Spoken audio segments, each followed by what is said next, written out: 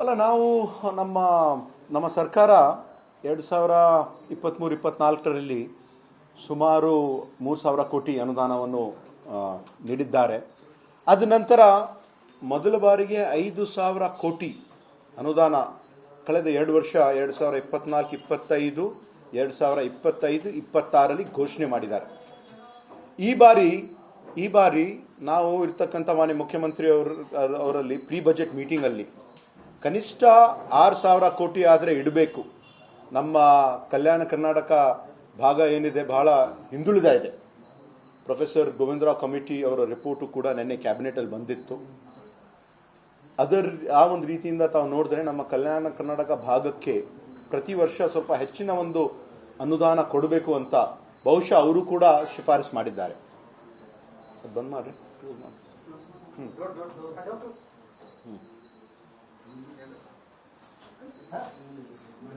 ಹೆಚ್ಚಿನ ಒಂದು ಅನುದಾನ ನೀಡಬೇಕು ಅಂತ ನಾವು KKRDBಗೆ ನಾವು ಮಾನ್ಯ ಮುಖ್ಯಮಂತ್ರಿಯಲ್ಲಿ ಮನವಿ ಮಾಡಿದ್ದೀವಿ. ಸಂಪುಟ ಪುನರಚನೆ ವಿಚಾರ ಬರ್ತಾ ಇದೆ ಸರ್. ಬಜೆಟ್ ಅಧಿವೇಶನ ಬಳಿಕ ಸಂಪುಟ ಪುನರಚನೆ ಆಗುತ್ತೆ ಅಂತ ಹೇಳ್ತಾರೆ. ತಾವೇನಾದ್ರು ರಿಕ್ವೆಸ್ಟ್ ಮಾಡ್ಕೊಂಡಿದ್ದಾರೆ ಸರ್ ಕ್ಯಾಬಿನೆಟ್ ಸೇರೋದು? ಇದು ಸಂಪುಟ ಪುನರ್ರಚನೆ ಆಗಬೇಕು ಅಂತ ಸುಮಾರು ತಿಂಗಳಿಂದ ನಡೆದಿದೆ.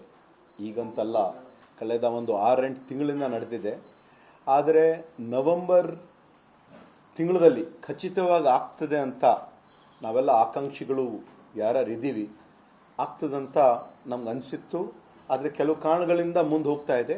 ಬಹುಶಃ ಈ ಒಂದು ಬಜೆಟ್ ನಂತರ ಬಜೆಟ್ ಕಂಪ್ಲೀಟ್ ಆದ ನಂತರ ಈ ಒಂದು ಸಚಿವ ಸಂಪುಟ ಒಂದು ಪುನರ್ರಚನೆ ಖಂಡಿತವಾಗಿ ಆಗ್ತದಂತ ಒಂದು ವಿಶ್ವಾಸ ಇದೆ.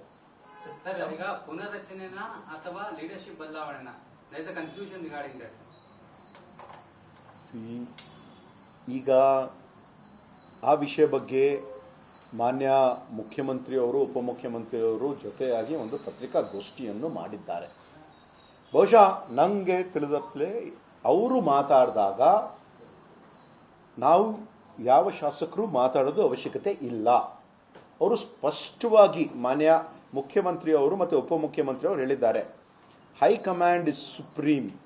ಹೈಕಮಾಂಡ್ ತೀರ್ಮಾನ ಏನು ಮಾಡ್ತಾರೆ ಅದಕ್ಕೆ ನಾವು ಬದ್ಧರಾಗಿದ್ದೀವಿ ಅಂತ ಅವ್ರು ಹೇಳಿದ್ದಾರೆ. ಒಂದು ಸೂಕ್ತ ಸಮಯ ಇದ್ದಾಗ ನಮ್ಮ ಕಾಂಗ್ರೆಸ್ ಪಕ್ಷದ ಹೈಕಮಾಂಡ್ ಅವರು ಮಾನ್ಯ ಮುಖ್ಯಮಂತ್ರಿಯವರಿಗೆ ಉಪಮುಖ್ಯಮಂತ್ರಿಯವರು ಕರೆಸಿ ಮಾತಾಡಿ ಅದು ಬಗೆಹರಿಸ್ತಾರೆ. ಇದು ನಮ್ಮ ಪಕ್ಷದಷ್ಟೇ ಅಲ್ಲ, ಇಡೀ ದೇಶದಲ್ಲಿ ರಾಷ್ಟ್ರ ಮಟ್ಟದಲ್ಲಿ ತಾವು ಕಾಂಗ್ರೆಸ್ ಆಗಲಿ, BJP ಆಗಲಿ, JDS ಆಗಲಿ, ಇನ್ನೊಂದು ಪಕ್ಷದಲ್ಲೂ ಕೂಡ ಯಾವಾಗಲೂ ಕೂಡ ನಾಯಕತ್ವ ಬಗ್ಗೆ ಎಲ್ಲ ಪಕ್ಷದಲ್ಲಿ ಈ ಒಂದು ಚರ್ಚೆ ನಡೀತಾ ಇರ್ತದೆ. ಅಧಿಕಾರ ಇದ್ದಾಗ, ಒಂದು ಜವಾಬ್ದಾರಿ ಇದ್ದಾಗ ಇದು ಬಂದೇ ಬರ್ತದೆ.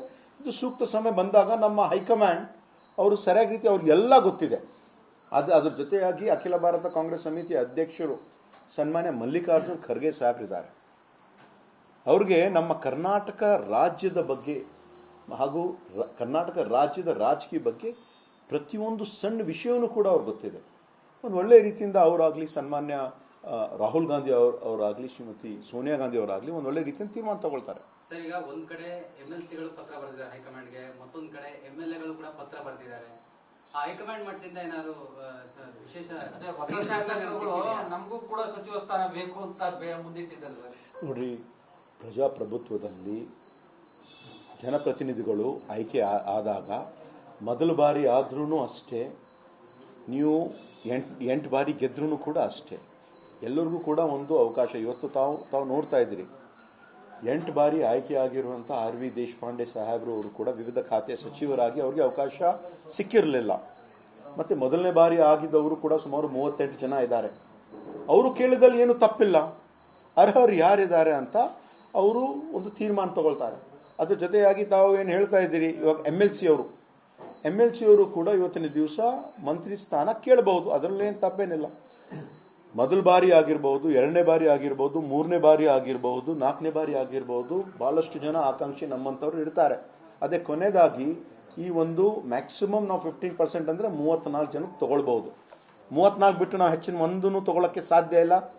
ಈ ಒಂದು 34ರಲ್ಲಿ ಎಷ್ಟು ಹೊಸಬ್ರಿಗೆ ತೊಗೊಳ್ತೀವಿ, ಎಷ್ಟು ಹಳೆಬ್ರಿಗೆ ತೊಗೊಳ್ತೀವಿ, ಎಷ್ಟು MLC ಅವ್ರು ತೊಗೊಳ್ತೀವಿ, ಎಷ್ಟು ಮಂದಿಗೆ ನಾವು ಡ್ರಾಪ್ ಮಾಡ್ತೀವಿ, ಎಷ್ಟು ಮಂದಿಗೆ ಹೊಸಕ್ಕೆ ತೊಗೊಳ್ತೀವಿ ಅಂತ ಇದು ಎಲ್ಲ ತೀರ್ಮಾನವನ್ನು ಪಕ್ಷದ ನಮ್ಮ ಹೈಕಮಾಂಡ್, ನಮ್ಮ ವರಿಷ್ಠರು ತಗೊಳ್ತಾರೆ. ಅದಕ್ಕೆ ನಾವು ಭದ್ರಾಗಿರ್ಬೇಕು. ಈಗ CM DCM ಹೇಳಿದ್ಮೇಲೆ ನಾವ್ ಯಾರು ಮಾತಾಡಬಾರ್ದು ಅಂತ ನೀವು ಹೇಳ್ತೀರಾ ಸರ್. ತಡರಾತ್ರಿ ಮಾಗಡಿ ಬಾಲಕೃಷ್ಣ ಅವ್ರ ನೇತೃತ್ವದಲ್ಲಿ ಒಂದು 20 ಜನ ಶಾಸಕರು ಡಿನ್ನರ್ ಮೀಟಿಂಗ್ ಮಾಡಿದ್ದಾರೆ ಸರ್. ಹೈಕಮಾಂಡ್ ಅವ್ರು ಕ್ಲಾರಿಟಿ ಕೊಡಬೇಕು ಅಂತ ಒತ್ತಾಯ ಮಾಡಿದ್ದಾರೆ ಸರ್. ಡಿನ್ನರ್ ಮೀಟಿಂಗ್ ಆಗೋದು ಹೊಸದೇನಲ್ಲ.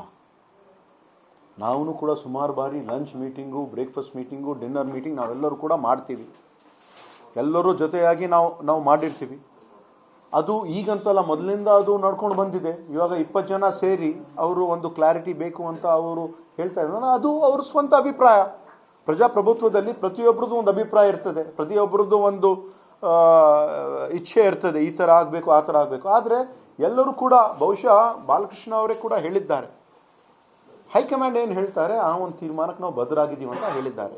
ಸೊ ಪದೇ ಪದೇ ಅದ್ರ ಬಗ್ಗೆ ನಾವು ಚರ್ಚೆ ಮಾಡಿದ್ವಿ. ಇದು ಎಲ್ಲವನ್ನು ಬಿಟ್ಟು ಇವತ್ತಿನ ದಿವಸ ನಮ್ಮ ಕರ್ನಾಟಕ ರಾಜ್ಯದ ಅಭಿವೃದ್ಧಿ ಬಗ್ಗೆ ನಾವು ಮಾತಾಡೋದು ಅತಿ ಅವಶ್ಯಕತೆ ಇದೆ.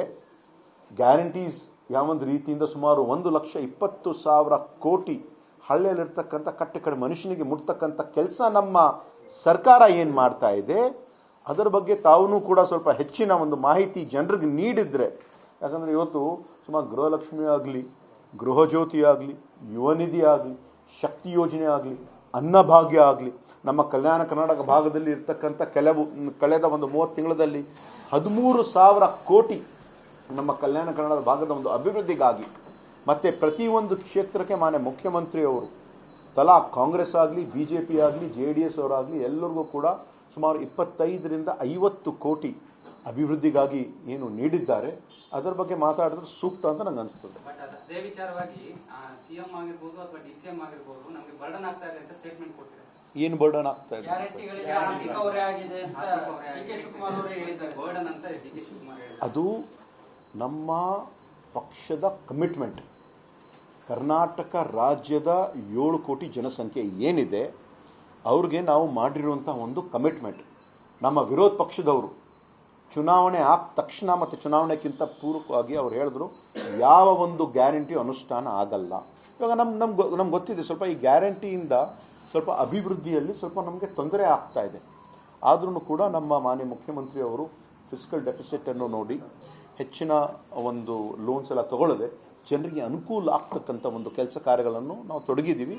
ನಾವು ಜನರದ ಕರ್ನಾಟಕ ರಾಜ್ಯದ ಜನರ ಅಭಿವೃದ್ಧಿಗಾಗಿ ನಾವು ಬದ್ಧರಾಗಿದ್ದೀವಿ.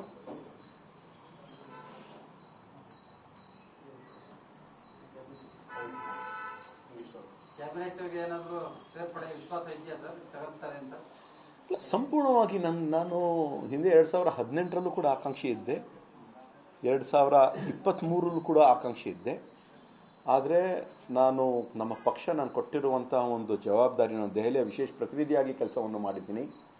ಸುಮಾರು ಅಪೋಸಿಷನಲ್ಲಿ ಪಕ್ಷದ ಒಂದು ಮುಖ್ಯ ಸಚೇತಕನಾಗಿಯೂ ಕೂಡ ಕೆಲಸ ಮಾಡಿದ್ದೀನಿ. ಇವತ್ತು ಕಲ್ಯಾಣ ಕರ್ನಾಟಕ ಅಭಿವೃದ್ಧಿ ಮಂಡಳಿಯ ಒಂದು ಜವಾಬ್ದಾರಿ ಏನು ಕೊಟ್ಟಿದ್ದಾರೆ ಅದರಲ್ಲೂ ಕೂಡ ವಿವಿಧ ಹೊಸ ಕಾರ್ಯಕ್ರಮಗಳಾಗಿರುವಂಥ ಅಕ್ಷರ ಆವಿಷ್ಕಾರ, ಆರೋಗ್ಯ ಆವಿಷ್ಕಾರ, ಉದ್ಯೋಗ ಆವಿಷ್ಕಾರ, ಅರಣ್ಯ ಆವಿಷ್ಕಾರ, ಅಲ್ಪಸಂಖ್ಯಾತರ ಅಭಿವೃದ್ಧಿ, ಹಿಂದುಳಿದ ವರ್ಗದ ಅಭಿವೃದ್ಧಿ, ಶೋಷಿತ ಜನಾಂಗದ ಅಭಿವೃದ್ಧಿ, ಪ್ರಜಾಸೌಧ, ಜಲಭಾಗ್ಯ ಮತ್ತು ಹಲವಾರು ಇಂಡಸ್ಟ್ರಿಯಲ್ ಹಬ್ ಆಗಲಿ, ಕರೆಕ್ಟ್ ಮೈನರ್ ಇರಿಗೇಷನ್ ಪ್ರಾಜೆಕ್ಟ್ಸ್ ಆಗಲಿ, ರೈತರಿಗೆ ಹಲವಾರು ಯೋಜನೆಗಳನ್ನು ಮಾಡಿದ್ದೀನಿ. ಇದೆಲ್ಲವನ್ನು ನಮ್ಮ ದೆಹಲಿಯಲ್ಲಿರ್ತಕ್ಕಂಥ ವರಿಷ್ಠರು, ರಾಜ್ಯದಲ್ಲಿರ್ತಕ್ಕಂಥ ವರಿಷ್ಠರು ಗಮನದಲ್ಲಿಟ್ಕೊಂಡು ನನಗೆ ಅವಕಾಶ ಕೊಡ್ತಾರೆ ಅಂತ ಒಂದು ಸಂಪೂರ್ಣವಾದ ಒಂದು ವಿಶ್ವಾಸ ಇದೆ. ನಿಮ್ಮೂರಿನಿಂದ ವಿಶ್ವ ಮಟ್ಟದವರೆಗೆ ರಾಜಕೀಯ, ಸಿನಿಮಾ, ಸ್ಪೋರ್ಟ್ಸ್ ಯಾವ ಸುದ್ದಿಯೂ ಮಿಸ್ ಆಗಲ್ಲ. ಬರೀ ಸುದ್ದಿಯಷ್ಟೇ ಅಲ್ಲ, ಜೊತೆಯಲ್ಲೇ ಇರುತ್ತೆ ವಿಶ್ಲೇಷಣೆ.